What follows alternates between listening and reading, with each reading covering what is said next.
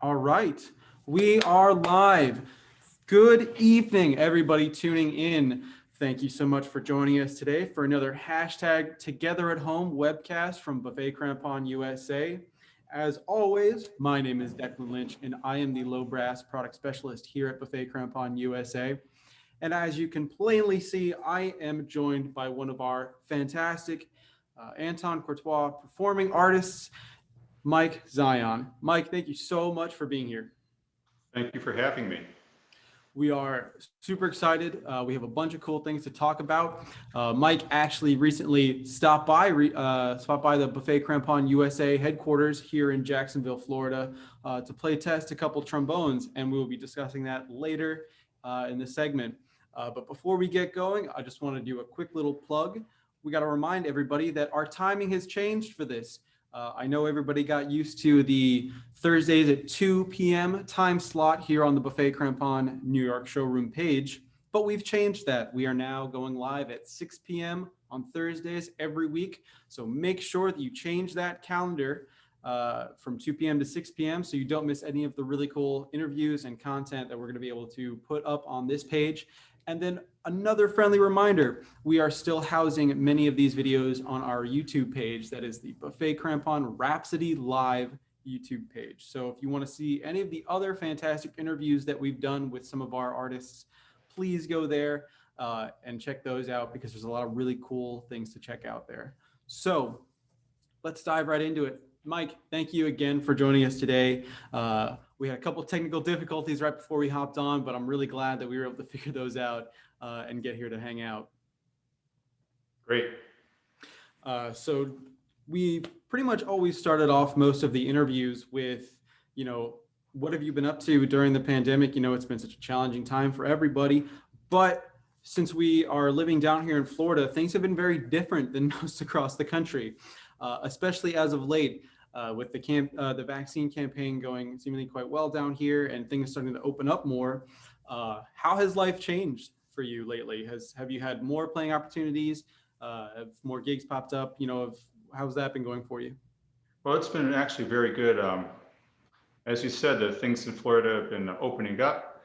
There's more opportunities now. Of course, the weather is beautiful. Mm-hmm. And many of the orchestras are performing quite a lot, like Jacksonville, Tampa, Sarasota, Orchestra, and Naples. We're doing a fair amount now, and really looking forward to next season. They're planning a full season, so we're very excited, and it's been really great to hear that. That's amazing. That's really good to hear, especially in regards to the full season. I know Jacksonville has been playing specifically for quite a while, so it's good to hear that across the board everybody is getting going again. Before we continue, I wanted to remind everybody, if you have any questions for Mike or myself or really anything regarding Courtois trombones, please put that in the chat and we will make sure that we get to that and get your question answered during the interview. So we got that out of the way. So Mike, please tell us about how you ended up in Naples. I know you've been there you won that job in the 90s, correct? That's correct, 1990. Fantastic. So I've been here for a fair amount of time, and I never thought that I'd be in Southwest Florida this long, but it's been great. Well, beautiful weather, awesome work, awesome group. So no, it's great. It's a great job, great players, very demanding schedule, and really high level of playing. So it's really awesome. For many years, like many players, we take many auditions and we come close, and I did for many really great jobs, and Naples happened to be the first job that I won, and moved down here, and right away knew many of the players from school and other professional experiences. So right away, it was a great group, really high level of music making and camaraderie. It was really great. And the job kept on getting better, and it made it harder to leave. And so now to even think about leaving it, it'd have to be for a really great job that would fit both high level musicality, playing, and of course salary. But I love it down here. It's great. I mean, when you have great music playing and great weather, I mean, how could you want to give that up? I know during the pandemic it was great because we would just find different places to play in the yard. We have like 3 acres out here, and Carla Rojas, my partner, another trombone player, we would just find different places to play and go out through the day like that. So during the pandemic, it was great. The weather was awesome. While everyone else was freezing and doing frost and scraping their cars, we were basically grilling out and practicing. So it's been beautiful. Well, I lived in Minnesota for 2 years, so I was definitely one of those people. So I'm glad somebody was enjoying the nice weather while we were not. So um, let's dive into how you first got introduced to Courtois, because what's interesting is that while the headquarters is located in Jacksonville and we have been here for quite a number of years, you joining Naples superseded us getting down here. So Courtois was never even close to, wasn't even in Florida yet. So sorry, we had a little audio issue there for a minute. But what was your introduction to Courtois, and how did you kind of come into the world of French trombones? That's a very good question. I think throughout my career professionally and also growing up, I started off with Bach trombones and their beautiful sound. I had a great trombone. I loved it very much. And then also went into a Shires trombone, an Edwards trombone, even a Monette trombone. I have one of the Monette trombones. And each one of those, I love characteristics about each one of those, and I valued them. I think what steered me to the Courtois is that I first tried one out at the Nashville ITA conference years ago, probably like 10 years ago, whenever that was. And I went to the booth, and for me, a trombone, has to have certain characteristics, has to be very stable, very good sound, very quick response, but it has to sound alive. And for me, right away, the Courtois had a presence of sound and an aliveness that wasn't artificial. You could spin the sound, you could color the sound, and it was still stable. And that was my first experience, and I thought, wow, I have to explore this. And I was very happy that I did. Well, we are definitely happy as well.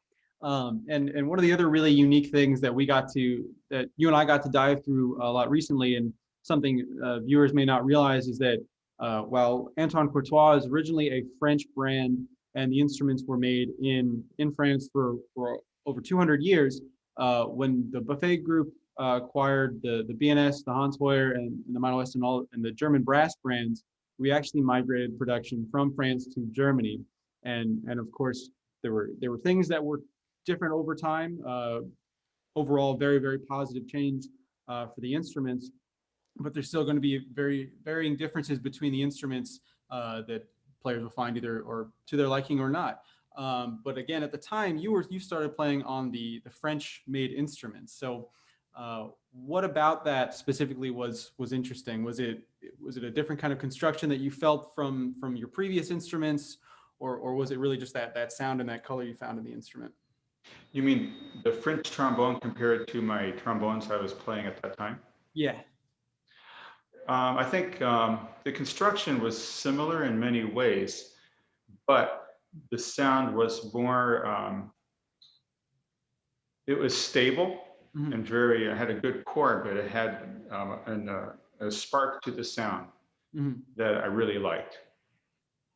And what's really cool is you actually play the Hagman model as well, which, for those that don't know, another fun fact about Courtois, we were actually the first OEM manufacturer to partner with Rene Hagman and offer those valves on our instruments. So another really cool little fun fact. But like I mentioned earlier in the conversation, you came up to visit us very recently, and it was a lot of fun. And we had you in for a whole day, and you and I started on this process of finding you a new horn, basically in, what was it, December-ish or right around prior to Christmas. So what was it that decided to change? That's a really good question. I think for me, actually, I've been playing the Courtois for quite a while now, and I just basically was wearing it out. I was playing it out, it's like, it was really working well for me, but, I thought, like, I wonder what else is out there. And I saw some of the new models, and I knew that the manufacturing switched between France to Germany. So I was really curious.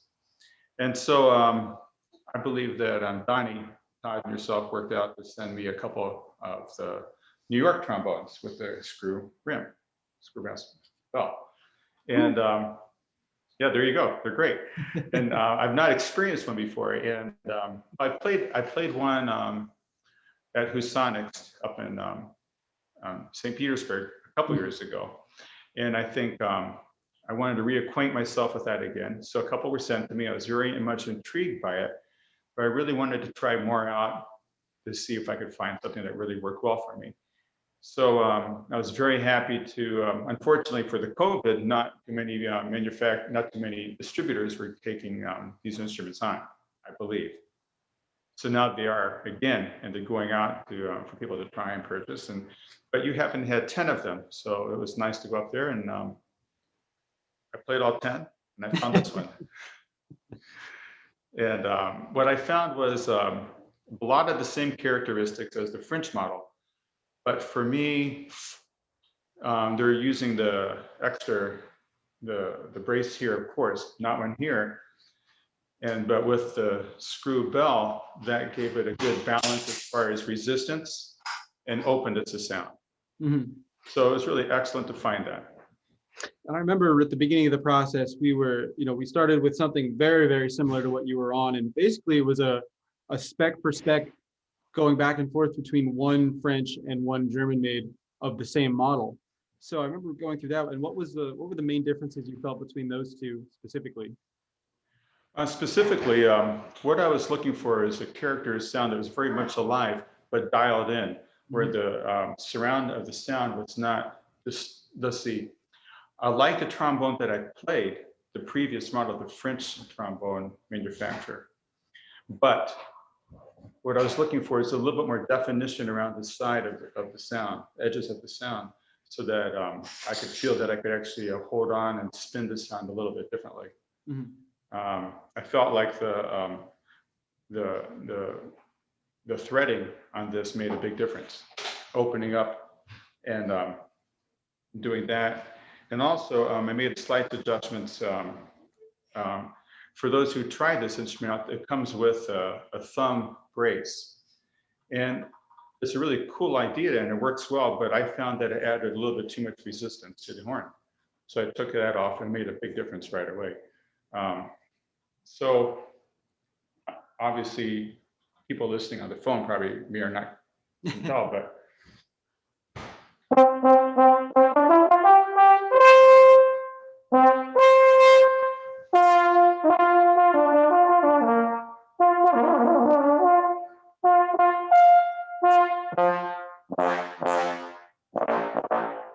so for me, high range, low range, quickness of response, I love playing this horn. That's awesome.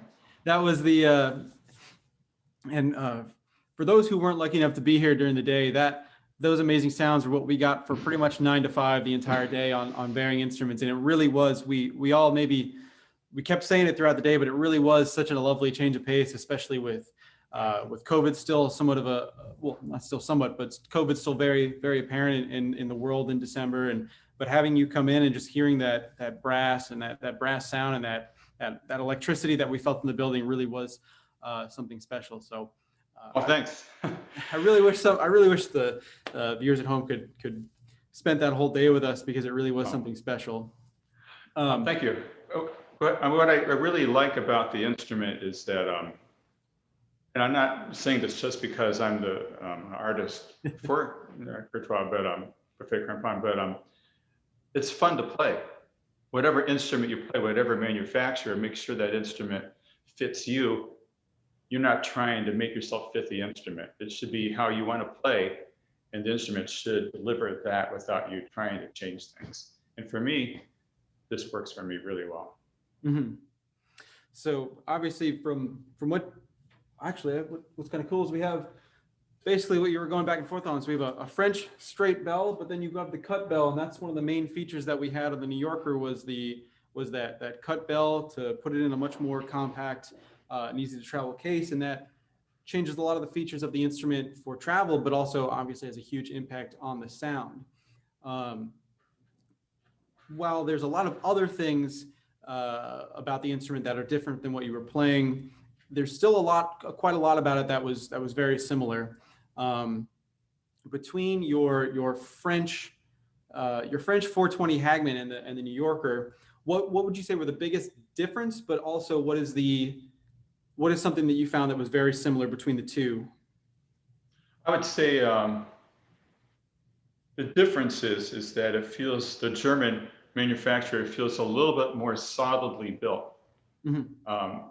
Playing it and, physically playing it, but also the performance of the sound, it feels a little bit more solid, a little bit more of a core to it.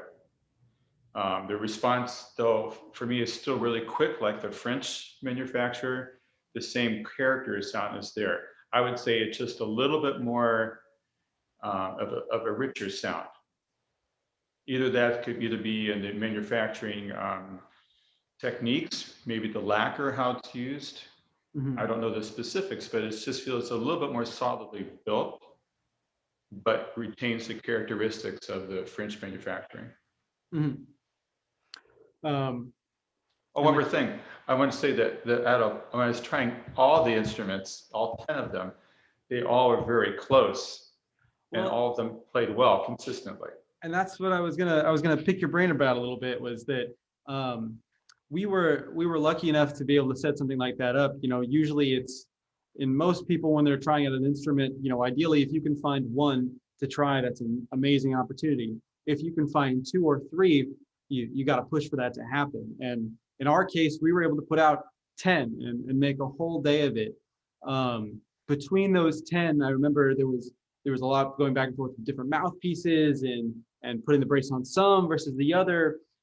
So what was that process like? Because it started prior with having two or three horns that you were trying for a little while, but then you had that time to sit down and go through the entire lot of them.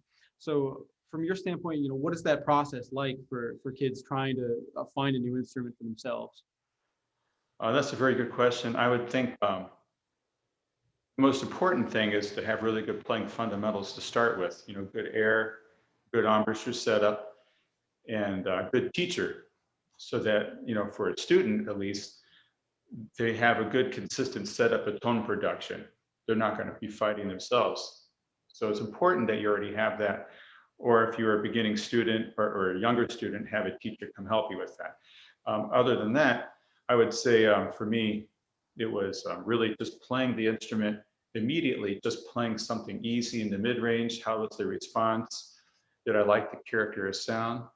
And then I would go through the whole lot like that. So, some couple exercises, some easy etudes, some maybe some orchestral excerpts, and then I would write comments of each one: clear sound, stuffy sound, fast response, slow response, pitch. Does the pitch seem really consistent?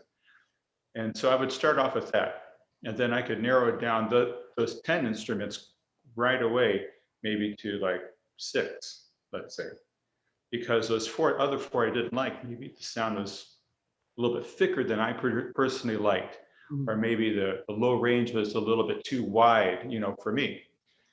And so, I narrowed it down pretty quick like that.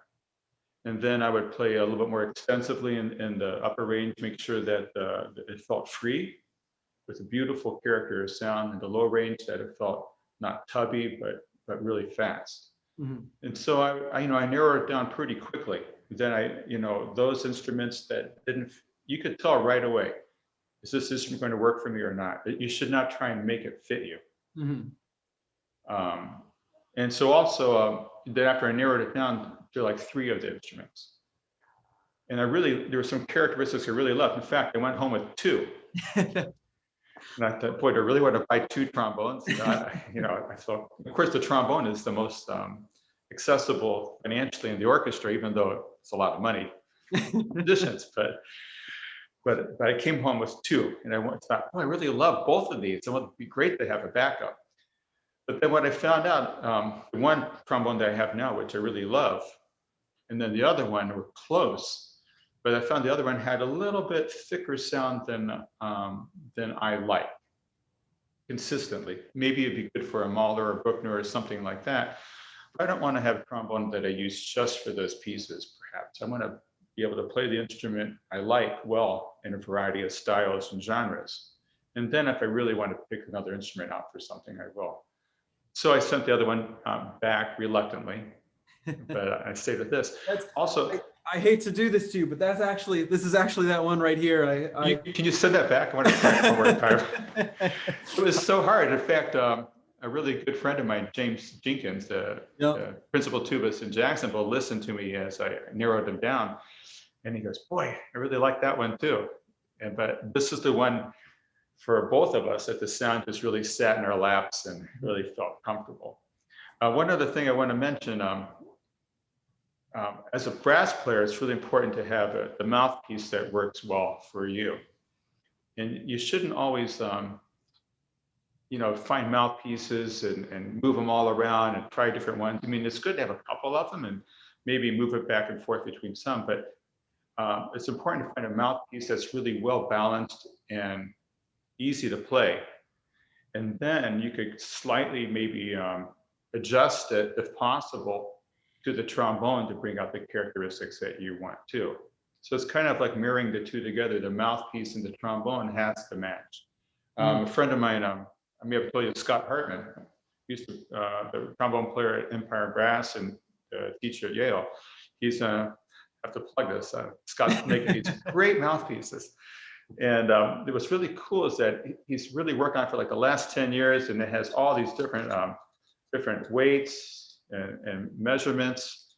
And what I found is that I could actually adjust his mouthpiece just slightly to maximize the efficiency that it has to help me with the instrument. So, find a mouthpiece that works really well for you, and then it's easier to actually pick the instrument. Because if the mouthpiece is slow to respond or sags in the pitch center, then you're going to be constantly fighting the mouthpiece to make the horn that maybe is a great horn, but you really won't know it. So when you're trying any trombone out, make sure the mouthpiece is a good mouthpiece for you with a great trombone. Mm-hmm. Well, that was some of the fun as well. We were, the process of narrowing it down went from, 10 to whichever number, and then it was down to those, the 2 or 3. And then, we got to go a step further than that and really explore the mouthpieces. And then, like you mentioned, with Scott's being a little bit more modular, you were able to kind of explore these different things. Then, of course, you mentioned having James here, and it quickly became a trombone party. So it was it was very, very delightful to have that, a trial process turn into something much more fun. And when you get to really be that critical of the situation, it becomes really, really interesting to not only listen to, but see the feedback and what somebody thinks, especially as a non-trombone player. You get to see you get to see how somebody, how they interpret those things. And then, of course, the brace thing, I still remember, funny, during the whole process, one of my favorite moments was, I remember, I think it was the day after you'd gotten the first one, we sent you to try, and you were like, oh, it sounds really cool and it's fun. And I was like, oh, that's awesome, and call me a day or so and let me know what you think. And then, we said, all right, cool, talk later. And then about like 5 minutes later, I got a call from you. You were so excited, and you're like, I just figured something out about the horn. I took the brace off. It's really awesome. Here, listen to it. And it was over the phone. You could tell a quick difference that there was a lightness to the sound, and just the articulation becoming that much more crisp. And that was really cool. Because many people see that, and what viewers might not realize is that that hand brace is actually something we kind of stole off of the BNS Meistersinger series of trombones. As that's a very prominent feature of the instrument that we added to the design later. So that's a really cool thing, but then that one little thing can have a massive impact on the sound. It really did. And for me, when I first got the first instrument of this model that you sent, it's like I couldn't figure out, for me, like, why was it thick sound more than it should be and harder to play? And then once I took the extra brace off, it's like, oh, that's why. And then, of course, with the screw bell, adding a certain layer of perhaps a lock on the note, which is great. But if you add too much mass somewhere else, for some players, it doesn't work. And so I think it's really important when you try these instruments out, Courtois or with any instrument, Bach, Shires, any of those, there's adjustments that you can make to make that particular manufacturer instrument maximize the efficiency for you. Mm-hmm. So, and I have to say that once I picked out this instrument and tweaked a couple things on it, I haven't looked back, and I love playing it. That's awesome. And again, we thank you for Yeah. being such a big supporter of the brand and as well as enjoying the instrument. It becomes a lot more fun when, the players having a lot of fun. It's really been a process, and I really have a lot of respect for the other manufacturers. I played their instruments. I knew Steve Shires when he was back in Chicago with Schulke's and then Osmond Brass. We're good friends. I had one of his first bells he made, and he spun into Osmond. And I followed him out to the Getson plant, and I got one of the first Edwards. And then he started his own company, the Shires Company. I love playing the Shires. And he had that too. And then I tried the Edwards, and I love the Edwards, certain characteristics.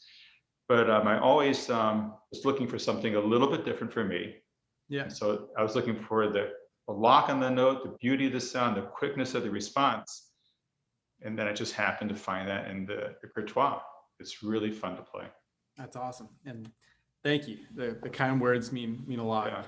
Yeah.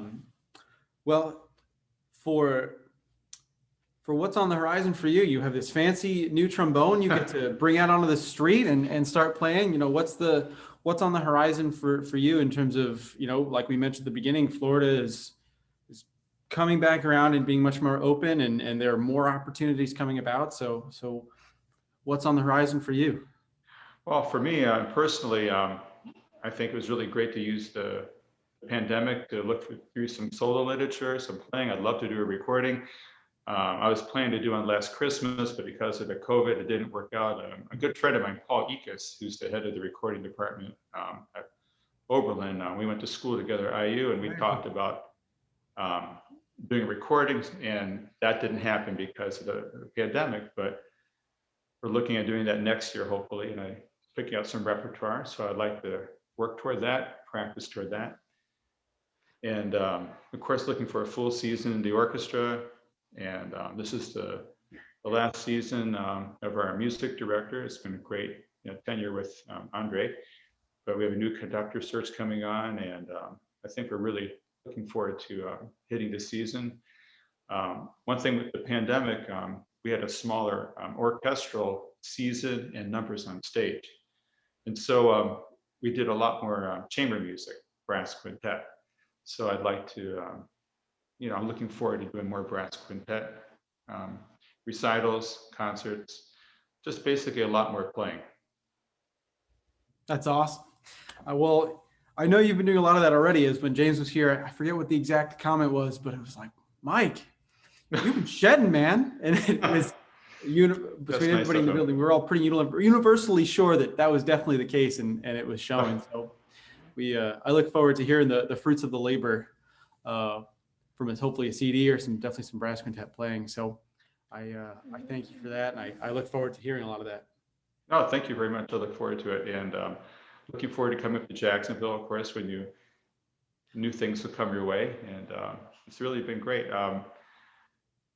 It's really nice having you close by. Well, it's nice having you close by as well, especially when we can have a drop-in visit and things like that. And sending horns back and forth is much easier in the state than it would be if somewhere else. So that makes it quite a lot easier. So for everybody tuning in, thank you so much for being here. Again, this interview with Mike will be rehosted onto our YouTube page, Rhapsody Live, as I mentioned. So please check that out. If you have any questions, please post them in the chat, and we'll try and get back to those as quickly as we can. Or if you have any questions for Mike, we'll make sure to get those along to his way. So again, Mike, thank you so much for being here. Really look forward to the next time we get to hang out, because the last time was so much fun, and I really, really look forward to the day we get to sit down and have a little bit more of a casual situation, without the masks and without the whole 9 yards. So that would be great. So thank you so much, everybody. Thank you so much for tuning in. And remember, next Thursday at 6 p.m., we will be right back here. I believe, oh my goodness, I forget what's going to be going on next week, but we will have our fantastic woodwind product specialist, Matt Vance, here next week to talk about some fantastic things. So please chime in for that, and we'll see you next week. Sounds good. Take care. Thanks for having me. Of course.